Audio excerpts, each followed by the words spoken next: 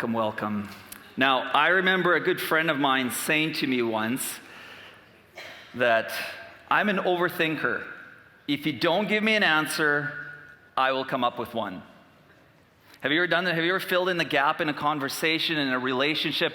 Something's going on, you're talking to somebody, but they don't give you a cue, they don't reply to you. There's something, that kind of barrier that happens, and you're forced to kind of fill in the gap, fill in the blank. You're like, I'm assuming something's going on, but I don't know. And so in the moment of like assumption, or in a moment of disagreement, confusion, panic, or frustration, you fill in the blank. You're like, this is what must be happening, because the way they acted or the way they responded to me, this is what must be going on. You know, like there's those phone texts you send a text message and you see that they read it, but they don't reply, and you're like, why am I left unread? What's going on? And you build a story of what must be happening for the person not to reply to us. So much being in community, in relationships, is wanting to be understood and wanting to be seen. In fact, most of us have this undercurrent of stories that are constantly going in us and through us, of how we perceive the world, how we understand the stories that are being told to us, and how we understand the stories that we encounter. We constantly have this undercurrent of thoughts and ideas, and we, more often than we'd like to admit, fill in the gap. Because we don't always have all the information, we don't always know what's going on, so we're like, okay, this is what must be happening. Even though the person, the community, or the relationship might not have said those things to us, we have this assumption, this is what's happening because I have this undercurrent of a story telling me that this is what's happening. I don't know if you know, according to the National Science Foundation, the average person has about 12,000 to 60,000 thoughts per day, and of those, 80% are negative. Welcome to Lakeview. This is a cheery subject. Yeah. 80%. That seemed high to me. I was like, 80%? How can this be? Am I negative in my thoughts 80% of the day? And I thought, well, maybe people that do these studies are actually kind of negative people, so they go in and they fill these out, and that's the case that's happening, because 80% seemed really high to me. Or maybe you're on the other side of the equation, you're like, only 80%? Who are these cheery people? What's happening in this world? Whatever the case, it would seem that we tend to lean into negative side of the story when we don't have all the facts. When there's a barrier, when there's something in the conversation or relationship or in community that doesn't match up, we seem to fill in the blank in the negative way. Now, last week I was kind of telling you that I was an immigrant to Canada when I was turning 11. So as a young boy, I came to Canada with my family, and which was great. But one of the things that happened, we came in March, so it was like the school year was almost over, so there's that conversation. Do we put our kids in school for the last 2 months, or do we not? Do we start the next year? And the family decided, well, yeah, let's put them in school. Let's get a few months of kind of acclimatizing to Canadian schools and get all that figured out, which is exciting for an 11-year-old. I was like, oh, cool, I'm going to meet new friends. I'm going to see what America is like. That's how we talk. We thought America, and then people are like, no, this is Canada. America is very different. I was like, okay, which I get now. But it was exciting. So I got registered to school. We lived on 11th Street East, so went to Brunskill School, like Wiggins Avenue, I think. And I was really excited. And I get there, and first thing you see the difference in schools is that people don't wear uniforms. Like here, you can just wear what you like to wear. I mean, there's parameters, I guess, but you can wear your own clothing. You don't have to have uniforms, which is great, but also not so great when you're an immigrant and you were allowed to take only one suitcase with you, and the suitcase haven't arrived yet, because, well, they did arrive a few months later, but they were all cut up because they were like checking, making sure we weren't Soviet spies. That was kind of the whole time of the world that was different. So you don't have a lot of stuff, so you're like, okay, how am I going to go to school? And one thing I learned quickly about Canadians is how generous and wonderful Canadians really are. So the next part that I'm going to say, that's the baseline, is people are very generous, very kind, especially generous. So we get there, we don't have stuff, it's 1990, and so people donate clothing, which is fantastic. Now, there was a shift from 80s to 90s in how kids dressed. If you're a Gen Xer, you kind of have some memories, some visions. I actually tried to find some photos to put up of me, but I think I must have burnt them or something. I could not find any. But there was a shift. Now, so if somebody's going to donate clothing that they bought for their own kids with their own good money, but they're going to donate them to you, their kids probably are older than you, so the clothing's from the 80s. So when you show up at school in leather pants and big, sweater with a white Michael Jackson glove, and you realize you don't actually quite fit in. It's not necessarily the look that every Canadian has in grade 5. And so you start filling in the blanks. You're like, okay, well, this is a problem. How am I ever going to fit in? How am I ever going to be connected into this community? How am I ever going to be have relationships when I look so different? Plus, I don't speak English at that point. So it's there's so many barriers that are in my life to be part of this community. Now, on top of it, everybody, it seemed to an 11-year-old, everybody seemed to have these awesome Nike Air high tops. Everybody. I had these sweet plastic Zellers high tops. Zellers is coming back, I heard.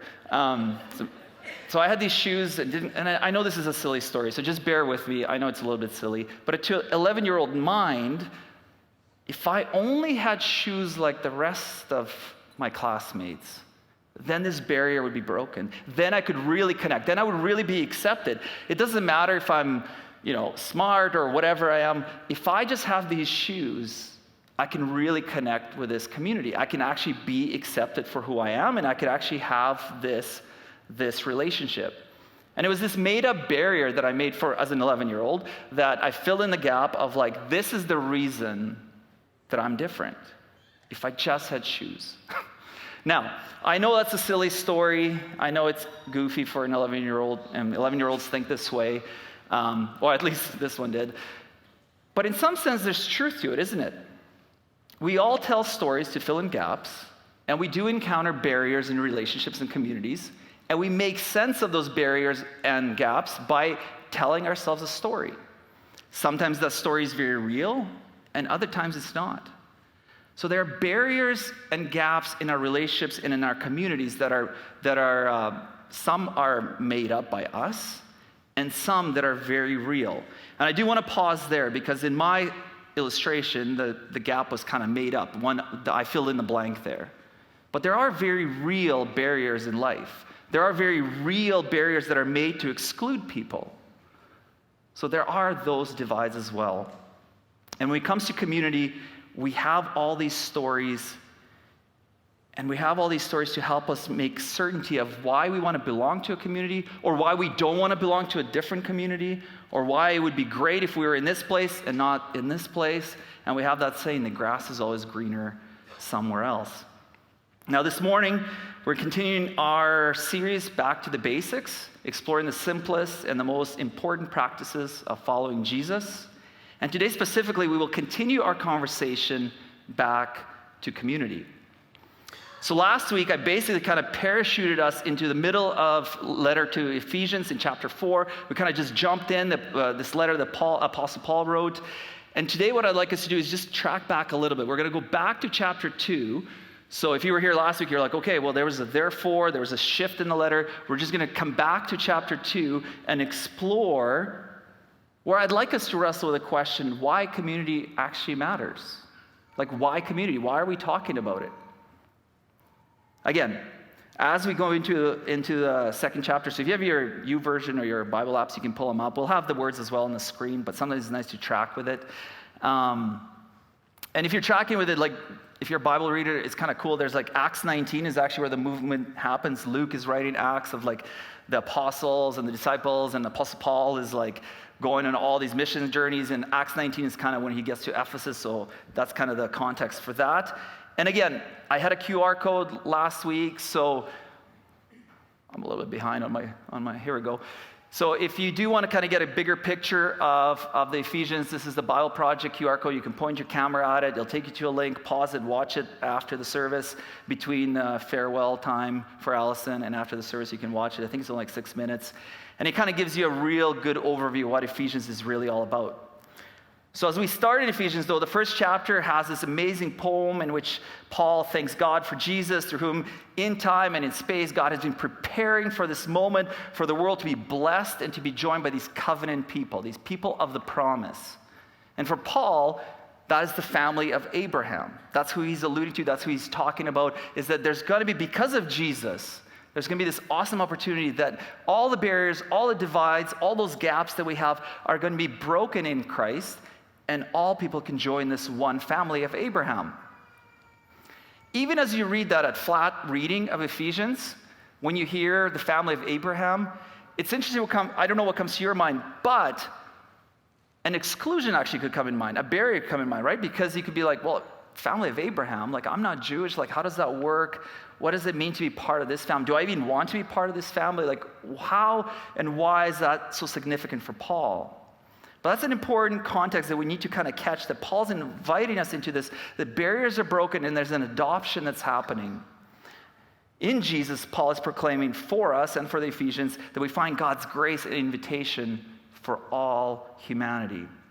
Now in chapter 2, starting verse 1 to 10, there's this amazing first 10 verses where Paul's like unpacking God's grace, and he's using these awesome metaphors of like, you weren't fully alive before Christ, but now because of Jesus, you are fully alive, like the scales of your eyes are lifted, you're coming to life, you're seeing things as they should be, and you're being adopted into this diverse community of Abraham's family. So before Jesus, we looked a certain way, and Paul's now saying because of Jesus, there's this new opportunity, and there's this new life we can step into. So let's jump in verse 11. So grace of God, there's this new opportunity.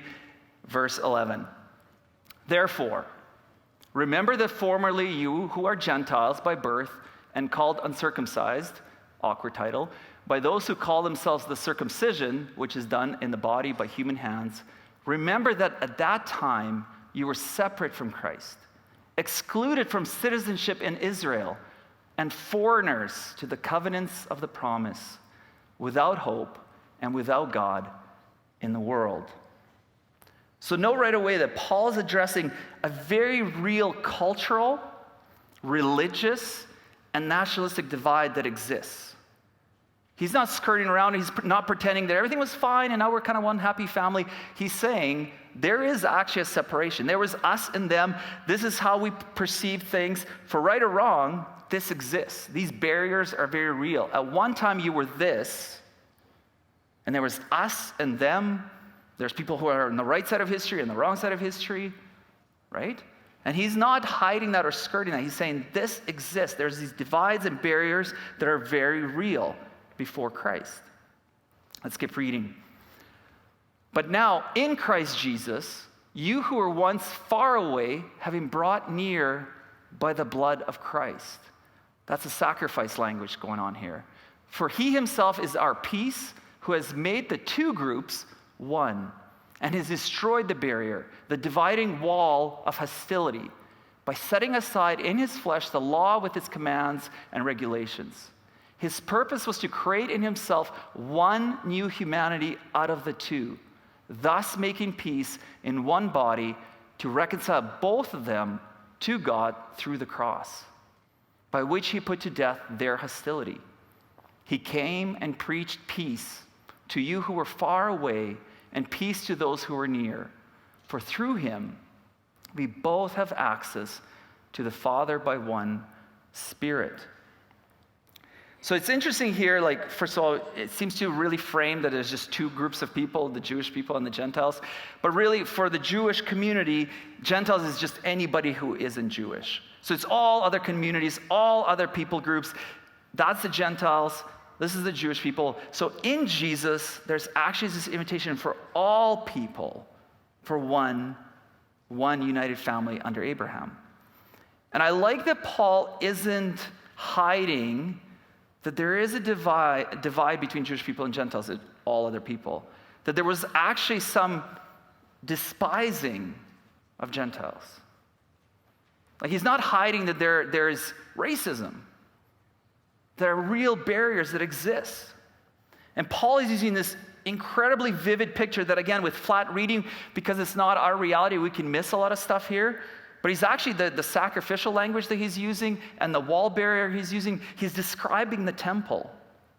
He's describing the temple of the Jewish temple of God, where the very presence of God should be. And he's describing it and saying that the temple consisted of all these courts. He doesn't say it here, but that's really like the readers would have known this initially, that the temple consisted of a series of courts, each one a little higher than the other one, the one before it. And the temple itself has this inmost courts. And so first, in the court surrounding the temple, there was a court of the Gentiles, and then the court of women, and then the court of Israelites, and the court of priests, and finally the holy place. Very real barriers to the presence of God. And so not only is he saying the walls are broken, he's actually describing something that's very central to the life of the Jewish and Gentile people. So he describes this first court, or I'm describing this first court, which is the Gentile one, and between it and the court of women, there was this wall, rather kind of a screen of marble that was beautifully made and has these, in intervals, these tablets that announced if Gentiles proceed any further, so if they go through the court, if they go any further, they were liable to instant death. This is so far from our everyday experience. So when we read this stuff and we say, oh, blood of Christ, okay, that's sacrificial, and then there's the walls, we may not have this full picture that Paul is actually unpacking for us. And it's not just a safe language of unity. It's not like, oh, diversity, I checked off a mark. For Paul, this is very real. And for some, it would have sounded very preposterous and extreme. Like, really? You want to include those people with us? Really? The barrier's broken that they can join us? Like, this is extreme language. It's not just soft unity talk. And a side note, history tells us that Paul was actually accused because of this language, because of what he was teaching, of bringing Trophimus, an Ephesian Gentile, into the temple beyond the barrier, which actually led to Paul's final imprisonment, and history tells us death. So Paul is not just saying some nice, soft things about unity. There is something for him that convinced him that Jesus is who he is. And because of who Jesus is, there is hope for all humanity. Paul is describing something very serious here, that the barriers, these walls that separate us, will actually be broken. And there could be one adopted family, one adopted unity because of Jesus Christ. And he knows that it's not just the Jewish people that have barriers. There's barriers within the Jewish community. There's barriers within Gentiles. There's all these groups of fighting, Romans, all that stuff. All of it is there. And we know that this problem of barriers is by no means confined to the ancient world, don't we? We know that we build barriers. Some perceived and some are very real to keep some people out. So Paul here is not just pointing that there's a whole new structure shift in how we worship God and how we come before him. He's actually echoing not only to Abraham, but I believe he's actually echoing right to the beginning. He's pointing to the reality that God creates all humanity to be in community with God, who in himself is a community of three, Father, Son, and the Holy Spirit, who have this communion into which humanity was actually created to be part of and with. And the rift that occurs in creation, the rift that happens, is what separates us from that community that we actually crave for. It's no wonder that all of us actually want to be in a relationship of some sort. It's no wonder that all of us want to be part of some kind of community to make sense of our desires and our hopes and our dreams. And then when we're cut off from a community, or we fill in a gap and say, well, I can never be part of that community and we list a bunch of things. We do that to deal with our own disappointments of not being in the community that we were actually created for. Kurt Thompson once said, or in his book, The Soul of Desire, said, our deepest desire as humans is to be known, to be seen, to be soothed, and made to feel safe and secure. You see, the brokenness of humanity that occurs in the garden, the initial starting point for humanity, for it to be a place of unity, a place with God, a place of communal relationship, brought in shame, brought in anger, brought in barriers and divisions, and brought in murder and violence, brought in very real barriers to one another. And now, because of Jesus' life, death, and resurrection, we're actually invited into something new. So Paul knows all of this. He knows this is what we're made for. He knows this is what we're for. He knows the shame, the brokenness, the barriers that we've created and are creating. And now in Jesus, there's something significant that has happened that actually invites us into all those things that we crave and desire in our hearts. Joining God in renewal of all things is joining God in being part of this resurrected community, which embodies the initial creation, which was good, and invites all humanity into this family of Jesus that God from the first moment said is very good. What we want to wrestle with today is how seriously do we take Paul's invitation to be adopted into this family, to not allow gaps that we fill in or stories that we tell each other or perceive. What do we do with the barriers that are very real, and how do we dismantle them to be a community that is known as the resurrected community of Jesus? In the Western Christian tradition and thought, there's this beautiful imagination and picture that when we encounter another person, we see the image of God in them.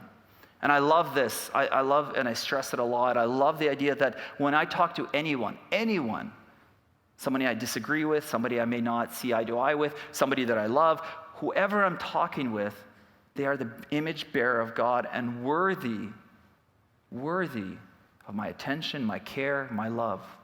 No matter what kind of politics, ideas, or things that they carry, they're worthy because they're the image of God. This is who they were created. This is how they've been created. That's the Western Christian imagination. Now, there's one Eastern Christian perspective that I want us to kind of chew on a little bit. Some of you may have heard of this, maybe not. But the Eastern Christian perspective on the same thought suggests that the image of God is all of humanity together. It's not just one person, it's all of us together make up the image of God.